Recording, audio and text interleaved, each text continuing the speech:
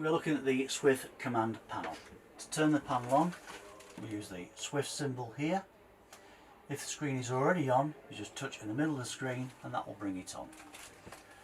Going across your screen, you have your icons for your water pump, awning light outside, on and off,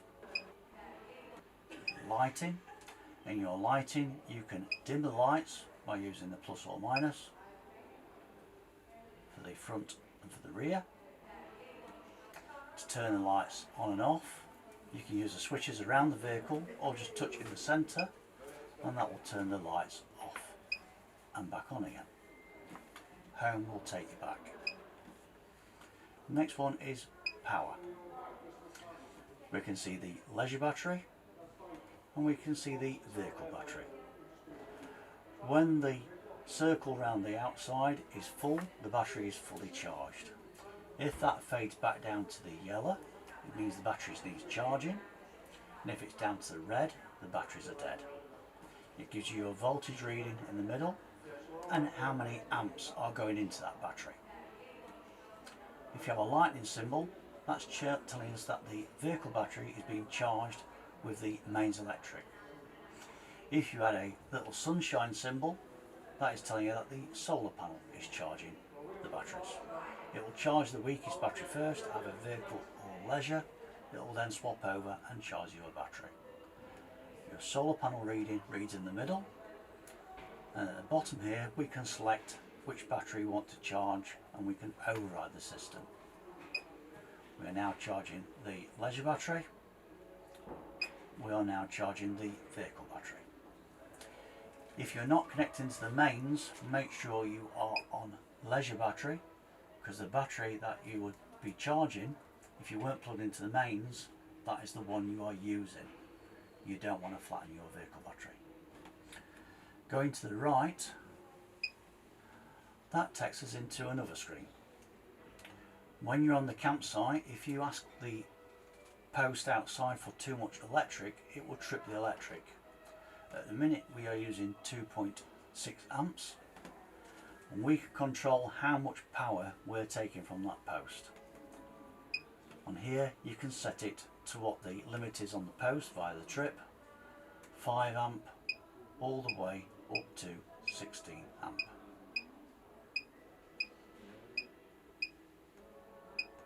So at 16 amp, that is a 3 kilowatt site.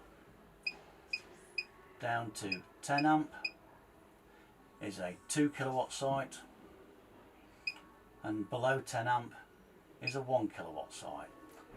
In this setup it will not trip the electric, it will only use what you've asked it to use. In that case it would turn off the highest value, which is the boiler. You could use your kettle or hairdryer. When you've done with those, the boiler will come back on and saves you from tripping the electric. In the off position, you're back to tripping the electric. Home takes you back.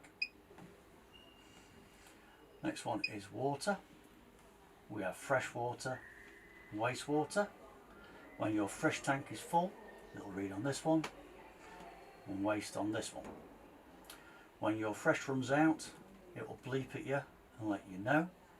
When your waste is getting full, again it'll bleep at you and let you know.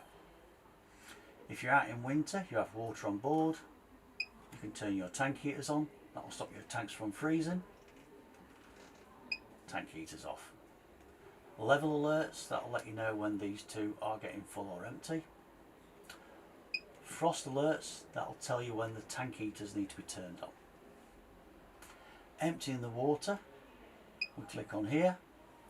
It will not empty it for you until you confirm it. When you confirm it, it will then open the valve on the side of the van and let the water out. You can cancel that one on there, and it's exactly the same on the waste, and cancel on there. Home takes you back.